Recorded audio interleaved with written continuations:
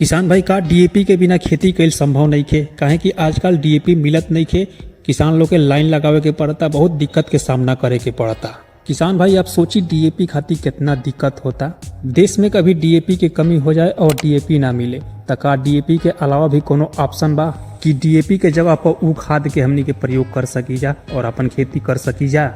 तो किसान भाई आप टेंशन मत ली, अगर डीएपी नहीं मिलत, डीएपी पावे खातिर बहुत ज्यादा मगजमारी होता तो डीएपी के अलावा एगो ऐसा ऑप्शन बा जौना के आप प्रयोग कर सकत बानी। बहुत से एक्सपर्ट किसान भाई लोग डीएपी ना मिलला के कारण यह उपाय अपना के अपन खेती करेला। और किसान भाई ई खाद ना डीएपी के अपेक्षा कहीं न कहीं एके प्रयोग से खेती में ज्यादा लाभ बा, यानी एके प्रयोग से आपके खेती में डीएपी के कोनो भी प्रकार से कमी महसूस ना हुई। यह भी खाद डीएपी के अलावा अपन फसल से अच्छा पैदावार देवे की क्षमता रखेला। तो डीएपी के ना मौजूदगी में कौन फर्टिलाइजर बा जौना के प्रयोग करके हमने के फसल से अच्छा खासा पैदावार ले सकत मानी जा।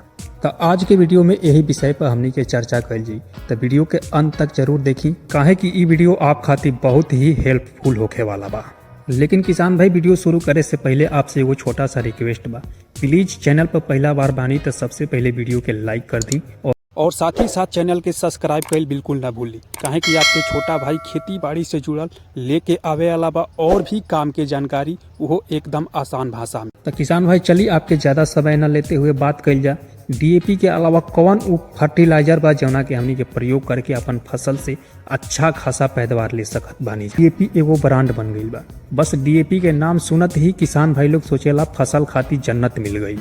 यानी बहुत से किसान डीएपी के दीवाना हो गई बाड़े, बस बैग पर डीएपी लिखल रहे के चाहिए। लेकिन बहुत से किसान भाई लोग के ई पता नहीं है कि हमार खेती के, हमार फसल के कौन पोषक तत्व, कौन तत्व के सबसे अधिक जरूरत बा। किसान भाई कोनो भी फसल से अच्छा पैदावार लेवे खातिर ना सबसे पहले ई देखे के चाहिए कि हमार फसल के फास्फोरस के जरूरत बा, नाइट्रोजन के जरूरत बा, सल्फर के जरूरत बा या कैल्शियम के जरूरत बा। जैसे मान लिया आपके गेहूं की खेती में फास्फोरस के जरूरत बा, तो फास्फोरस कोनो जरूरी थोड़े बाकी डीएपी से ही मिली। किसान भाई आपके फास्फोरस एनपीके से भी पूरा हो सकत बा, गोबर के खाद से भी पूरा हो सकत बा, तमाम ऐसन चीज बा। लेकिन किसान भाई आज हमनी के विषय बा कि डीएपी नइखे मिलत, ज्यादा मशक्कत करे के पड़ता, लाइन में लागे के पड़ता। तो डीएपी के अलावा और डीएपी से बेहतर कौन वो ऑप्शन बा। किसान भाई आजकल देखल जाता फसल के बुआई वाला कार्य आजकल एकदम चरम सीमा पर चल रहा बा। आजकल गेहूं के बुआई होता, चना के बुआई होता, सरसों के बुआई होता, आलू के बुआई होता और देखा जाता इस सब फसल के बुआई खातिर डीएपी मिलत नहीं है, बहुत ज्यादा मशक्कत करे के पड़ता। तो किसान भाई सबसे पहले हमनी के देखल जाए कि डीएपी में कौन तत्व, कौन पोषक तत्व मिलेला। तो आपके डीएपी में 18% नाइट्रोजन और 46% फास्फोरस मिलेला। तो होला का कि हमनी के कोनो भी फसल के बुआई करे नहीं जा तो इना देखे नहीं जा कि ये फसल में कौन पोषक तत्व के जरूरत बा, बस हमनी के डीएपी के बैग उठावे नहीं जा और डाल देवे नहीं जा। जैसे मान लिया आप सरसों के बुआई करत बानी, तो सरसों के खेती में तो सबसे ज्यादा सल्फर के जरूरत पड़ी, तो डीएपी में तो सल्फर है ही नहीं के, तो फिर डालला से का फायदा। और एकरा अलावा मान ली आपके आलू के बुआई करे के बा, तो आलू के खेती में तो आपके सल्फर के भी जरूरत बा, जिंक के भी जरूरत बा, बोरान के भी जरूरत बा, कैल्शियम के भी जरूरत बा। तो ये सब पोषक तत्व तो डीएपी में है ही नहीं के, और वह हमनी के बुआई के समय डीएपी उठा के डाल देवे नहीं जा। अब एकरा चलते उत्पादन में बहुत ज्यादा कमी देखे के मिलेला, काहे कि जौन फसल के पोषक तत्व के जरूरत बा वो मिल ही ना पाई। तो किसान भाई देखिए डीएपी के अलावा हमने के पास बहुत सारा ऑप्शन बा जौन फसल के पोषक तत्व के जरूरत के हिसाब से प्रयोग कर सकत बानी जा। सबसे पहला ऑप्शन पता बा का बा, हमने के जौन भूल चुकल बानी जा। एकरा में बहुत सारा पोषक तत्व मौजूद बा, लेकिन बहुत किसान भाई लोग भूल चुकल बा। ई डीएपी में ही बहुत सारा किसान भाई लोग उलझ गईल बा और एक्सपर्ट किसान भाई लोग एकर फायदा पीछे से उठा रहल बा। ई जितना एक्सपर्ट किसान भाई लोग बाड़े ना, डीएपी मिले या ना मिले कोनो भी प्रकार के टेंशन ना रखेले, काहे कि ई सब किसान भाई लोग के पता बा कि जवन डीएपी में पोषक तत्व मिलता, कहीं न कहीं ओकरा से ज्यादा ई खाद में पोषक तत्व मिलता। तो किसान भाई आपके भी डीएपी नहीं मिलत और डीएपी खातिर बहुत ज्यादा परेशान बानी, तो आपके पास सबसे सही और पुराना फार्मूला बा, पता बा का, एसएसपी यानी सिंगल सुपर फास्फेट। किसान भाई ई पुराना फार्मूला है, लेकिन आज एकरा के बहुत से किसान भाई लोग भूल गईल बा। देखी ई डीएपी से कहीं ना कहीं अच्छा विकल्प बा, काहे कि एकरा में 11% सल्फर और 16% फास्फोरस और एकरा अलावा 21% हमनी के कैल्शियम भी मिल जाला। एक ही चीज में ई तीनों ही पोषक तत्व मिल जाला और ई तीनों पोषक तत्व ना कोनो भी फसल के उत्पादन बढ़ावे में काफी मददगार साबित होला। लेकिन किसान भाई यहाँ सवाल ई उठाता कि कोनो भी फसल के हमनी के बुआई करे नहीं जा तो ओमे डीएपी प्रति एकड़ में 1 बैग तक डाल देवे नहीं जा, लेकिन प्रति एकड़ में एसएसपी के मात्रा का रखल जा।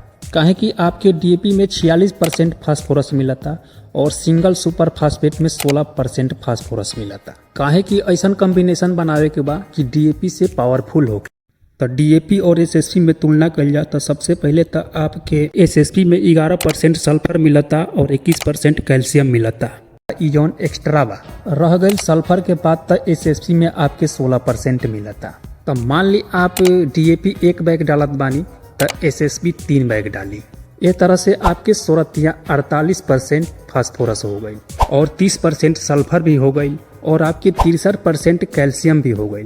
तो देखल जाए तो कहीं ना कहीं डीएपी से बढ़िया ऑप्शन बनता, डीएपी से पावरफुल कॉम्बिनेशन बन जाता। किसान भाई अब आप ये सोचत हो कि यार 3 बैग एसएसपी के प्रयोग कल जाई तो डीएपी से कहीं महंग तो ना पड़ी। तो ई सोच निकाल दी, जितना आपके 1 बैग डीएपी के खर्च पड़ी उतना ही 3 बैग एसएसपी के खर्च पड़ी, थोड़ा ऊपर या नीचे लमसम बराबर ही पड़ी।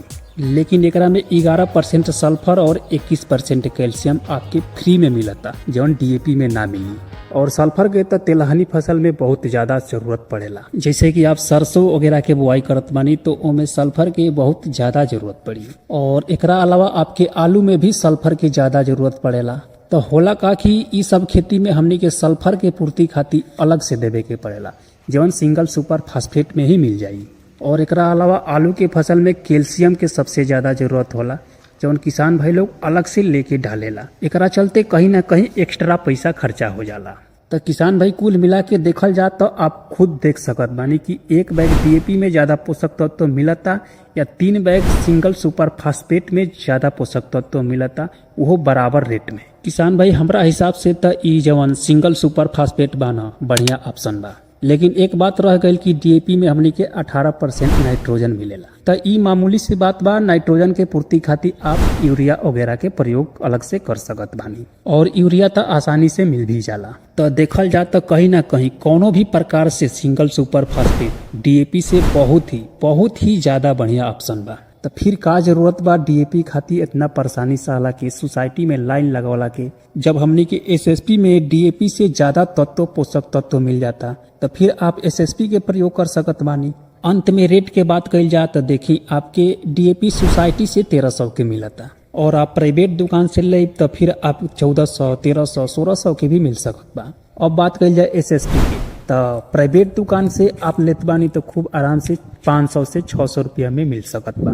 तो कुल मिला के एसएसपी और डीएपी के प्रयोग करे खातिर रेट देखल जाए तो बराबर ही होता। मान ले कि आप 3 बैग एसएसपी ले ले बानी तो 5×3=15 और उहे 1 बैग डीएपी ले ले बानी तो आपके 14 या 1500 के मिलत ही बा प्राइवेट दुकान पर। तो एकरा अनुसार डीएपी और एसएसपी के रेट बराबर हो जाता, लेकिन अधिक से अधिक फायदा आपके सिंगल सुपर फास्फेट में मिलता। सिंगल सुपर फास्फेट में हमने के कैल्शियम और सल्फर एक्स्ट्रा मिल जाता। तो कहीं ना कहीं सिंगल सुपर फास्फेट अच्छा बा। सिंगल सुपर फास्फेट अपन फसल के ना एगो अलग ही रूप दे देला। और तिलहनी फसल के बुआई कैले बानी तो सल्फर के तो सबसे अधिक जरूरत बा। एकरा अलावा सिंगल सुपर फास्फेट में एगो और ही फायदा बा, जानता नहीं का? देखल जाए तो डीएपी आपके खेत में जल्दी घुल ना पावेला, उहे सिंगल सुपर फास्फेट अपन खेत में जल्दी घुल जाला। यानी घुलनशील के भी प्रक्रिया में सिंगल सुपर फास्फेट कहीं ना कहीं बाजी मार जाता। अब बात कल जाए रिजल्ट के तो देखी आप डीएपी के प्रयोग करत बानी ना तो डीएपी अपन तुरंत रिजल्ट दिखावे के काम करेले, यानी डीएपी के प्रयोग से तुरंत ही रिजल्ट देखे के मिलेला। लेकिन सिंगल सुपर फास्फेट ना थोड़ा समय लेके अपन रिजल्ट दिखावेला, यानी एकर रिजल्ट कुछ समय के बाद देखे के मिली और लंबा समय तक देखे के मिली। तो किसान भाई ई रहल अपन खेती से बढ़िया पैदावार लेवे खातिर डीएपी के अलावा दूसरा ऑप्शन। डीएपी नहीं मिलत, परेशान बानी, सोसाइटी में लाइन लगावे के पड़े था, तो सिंपली आप सिंगल सुपर फास्फेट के प्रयोग कर सकत बानी। डीएपी से कहीं ना कहीं ज्यादा लाभ मिली। तो किसान भाई आज के हमने की यह विषय रहा कि अगर डीएपी नहीं मिलत तो डीएपी के जगह पर कौन उ खाद के प्रयोग कल जा। बाकी अपन राय कमेंट बॉक्स में जरूर बताई और वीडियो हेल्पफुल लगल होखे तो वीडियो के लाइक करी, चैनल के सब्सक्राइब करी। और वीडियो के शेयर कैल तो बिल्कुल ना भूली। अब किसान भाई मिलल जी अगला वीडियो में कोनो नया टॉपिक के साथ, तब तक खातिर दी इजाजत। नमस्कार, जय जवान जय किसान।